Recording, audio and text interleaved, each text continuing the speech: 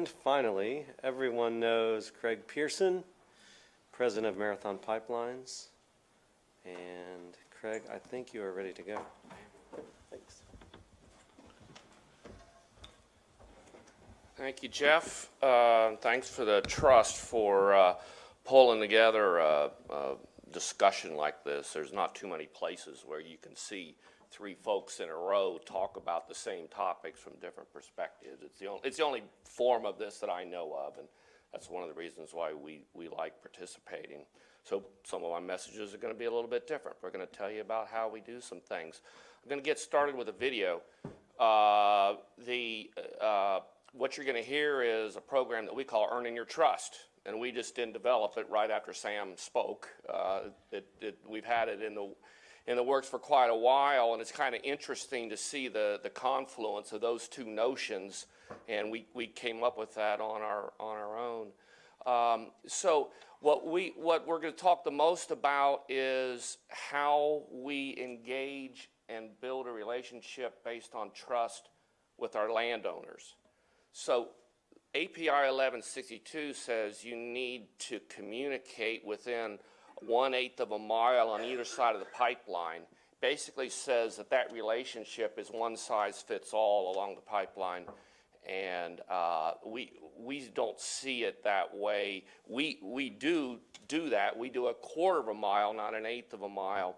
But what we try to do is build a relationship with our landowners, and you're going to see a little bit of why we do that. And you first think about, oh my gosh, how are you going to do that? And it's so hard, you're so distant, and we realize that we've got a lot of different people out there. Our contractors come in contact with our landowners, multiple employees, when we do one calls, when we do integrity digs, when we do right-of-way clearing, when we do cathodic protection readings. We've got all kinds of opportunities, so we want to make sure that everyone approaches those landowners trying to build a trustful relationship. So I'm going to hit a video. The video is going to have some funky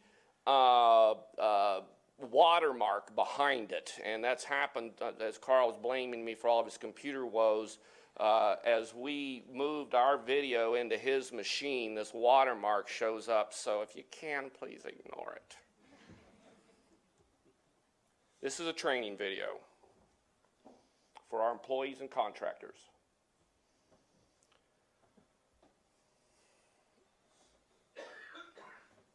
Yeah. Let me hit this again. Say okay. Yeah. You can hit the return button. No matter your This role is at a Marathon demonstration Pipeline, of whether Flip you for are an Mac. employee or a contractor, you are a representative of the company. At your children's school, at church, visiting with your neighbors, or even at the store, you may be asked about MPL, our pipeline, or our work in the community. Your interaction with the public is important to earn trust. It takes time and effort to earn the trust of stakeholders, trust that can be destroyed in a matter of seconds. That is why it is important to follow our three core This is principles. a demonstration of Flip First for Mac. is mutual respect and trust. We can't expect others to be good neighbors if we aren't willing to do the same. Be the neighbor you want your landowners to be for you. We are guardians of their safety, and we want them to be guardians of our pipeline. Our second core principle is truthful and timely information. The public can jump to conclusions that we are being secretive if we aren't truthful and timely with information. Be honest, be proactive in getting messages to the public. Okay. That's the other thing you get is that yapping voice, and you get to enjoy the watermark too. So we're trying to set the stage for our employees and contractors, helping to build this relationship. So as you walked in, we've got a bunch of these materials that are sitting back out on the table. So this is our Earning Your Trust brochure, and there's 4 components to it. As you open it up, we're working with our communities, our emergency responders, our schools, and our landowners. Those are the 4 components of our Earning Your Trust program. So we do mailings, and this is per the 1162 requirements that Jeff and Sam have been talked about. So every other year we send these mailings out. We send out to about 275,000 affected public within 1/4 of the mile. That's twice the width that we are required to. And we do that every year.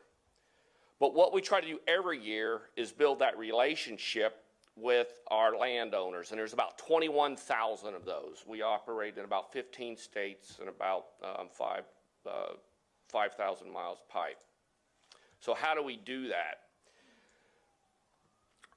First, well, after those one-to-one relationships that we establish and we have people that face-to-face, we still do mailings.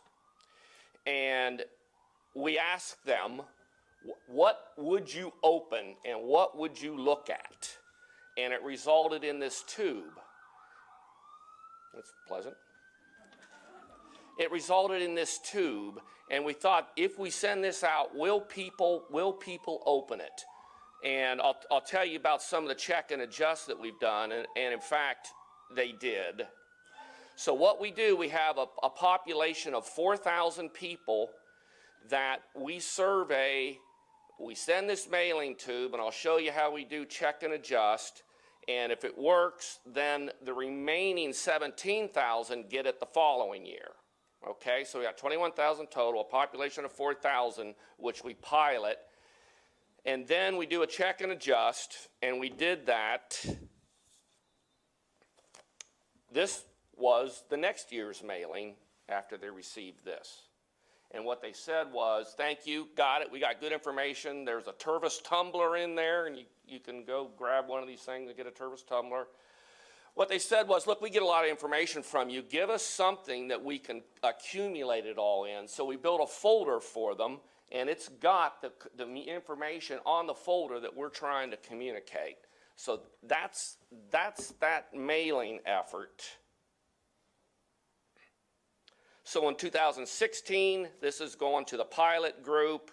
In 2017, if it works, it'll go to the remaining 17,000. So this is a bit of a depiction of our management system that we build around this. In 2014, we went to a focus group, said what works, resulted in this.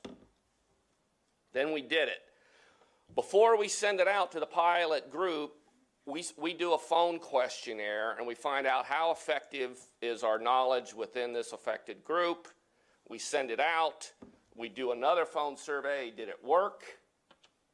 And then we do another focus group, which ends up resulting in this. So this is our management system approach of how we do this on a yearly cycle, on a yearly basis, trying to figure out how you can reach people through a mailing campaign.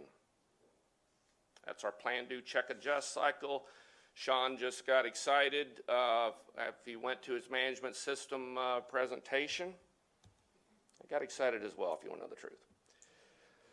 Okay, so we've got our landowner contacts face-to-face out in the field. We've got our mailing, and then on an annual basis, in coordination with about an August 11th timeline, we try to meet face-to-face with our landowners to communicate the 811 message, and then we've got an opportunity, which you'll see with another video, and please deal with the yapping and the watermark, and this will explain what we do on an annual basis. So this is at Ohio State Fair with our landowners in Ohio. We sent them a note that says, if you respond, the first 700 people that respond, we'll give you free tickets to the Ohio State Fair. And so this was on Sunday, July 31st, and we got a fantastic response, and we've got a video that explains what we did there. This is a demonstration of Flip for Mac. Today we're here for a couple reasons. The first reason is really to get the 811 message out to the public. And the 811 message is to call before you dig. And it's so important with underground utilities and pipelines that people call before they dig. In addition, we are recognizing we have a special program within Marathon Pipeline called Earning Your Trust. And today we have a great opportunity to interface with our landowners, to get their input and how can we do things better. This is a demonstration It is all about of having a Flip for Mac. partnership with them, not only from year to year, but for generations to come, where ultimately we help guard their safety and they help guard our pipeline. That's the end goal of Earning Your Trust. So we chose Ohio for a couple reasons. One is we have a lot of growth in the state of Ohio. We're building a new pipeline called Cornerstone Pipeline, and we have a lot of existing pipelines already here. And so we have new landowners and existing landowners. So This it's a is a great opportunity to demonstration do of something flip right from here that. in our home state. When the landowners came in, they first went through a registration, and then we took them to a booth where we called Working Together, and they got a ticket, which they could later take to spin the wheel, where if they spun the wheel and they could answer a question correctly, they could win a $15 gas card or tickets to a show.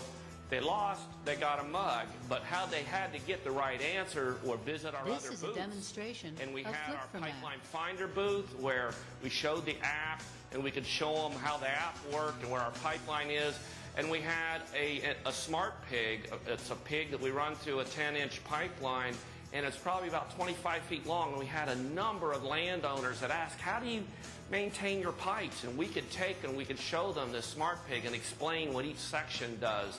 And there was some earning your trust in action once they could see that and understand This is a that. demonstration of flip from that. So that was a hoot. It was fun sitting down with landowners, and we'd go talk to them, and they first think you're trying to sell them something. And you begin the conversation, no, I want to know how it's working. How did we treat you? And how have you been treated? And you hear some great stories, and for the most part, we've done a pretty good job. People felt like they were treated very well. We had some really thoughtful questions. Lady who lays up at night, she says, what I worry about is, I know where the pipeline is, and there's a nearby railroad. She says, I worry about a derailment that hits the pipeline. That's what I worry about. So we went to our Pipeline Finder app, and so show me where the pipeline is, and here's my deck, and here's my backyard, here's where the pipeline goes, here's where the railroad is, and there was enough separation, and I could explain, because she's a valid concern, it has happened. I could explain, look, been there, done that, we've had a derailment near a pipeline, you're fine. Worry about something else. You don't need to worry about that. And there were other instances about, yes, I do wonder, how do you maintain your pipeline? You go show them that, internal inline inspection pig, and it's like they can start understanding that much better. We also got some great feedback. There was a Air Force colonel in Dayton.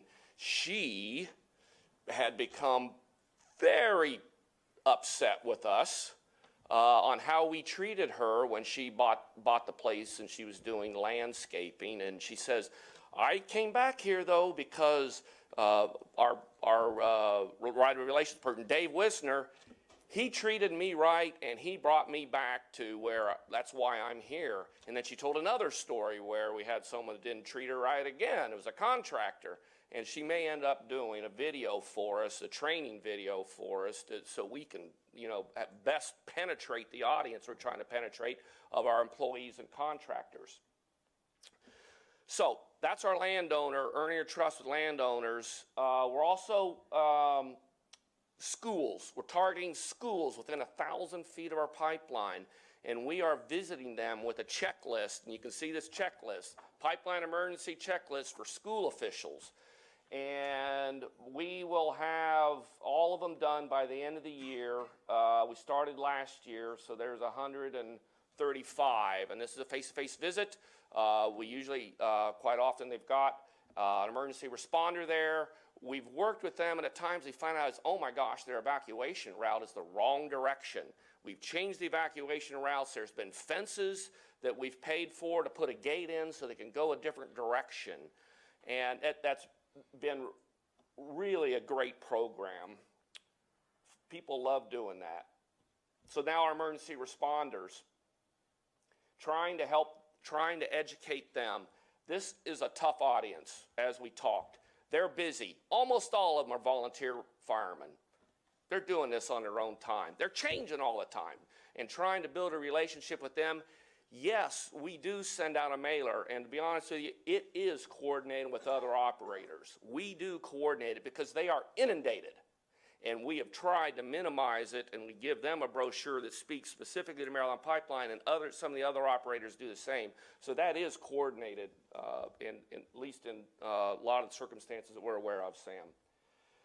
This is a tough program, a lot of geography to cover, but in addition to that mailing, we go and we meet with them, with our employees, and we're trying to establish a relationship with those emergency responders. We find out what kind of equipment we need, and we have some funding that we can help them with.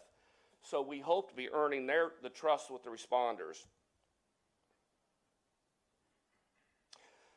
On our website, we try to be more transparent and get information pushed out. And you can get our Pipeline Finder app on the website. We're constantly trying to make sure that we're getting the right information out there. So lastly, Sean mentioned Cornerstone Pipeline in the video. You saw it on another list. We've got a pipeline that we recently completed in southeastern Ohio. When we were meeting at the High State Fair, we were meeting with someone who's a new landowner. And I said, so how do we deal? So he's just been through the right-of-way acquisition process, just been through construction. How did we treat you? And with that one individual, he said, you treated us fine. He talked about some other dealings, which he didn't talk about in quite those terms. And fortunately, he spoke highly of our contractor when they had a problem and they needed help. Our contractor helped, and that's what we were trying to get our contractors to behave the way we want them to behave so we have a good long-term relationship. So this timeline, what we're going to do, basically the end game is we're gonna communicate through some surveys to find out how we've done through the construction project, and then next June we're gonna have a focus. We're gonna have a focus group where we bring them in. They are blinded. We've got someone where you're getting a focus group to analyze a commercial. We use people that can do that, and we'll find out how were you treated, so we can check and adjust to the next pipeline that we build. So that's a bit how we handle things, and we're trying to build relationships with people who aren't always interested in having a relationship. They don't need that noise in their life, but we want them to still understand it, so they guard our pipeline and we guard their safety.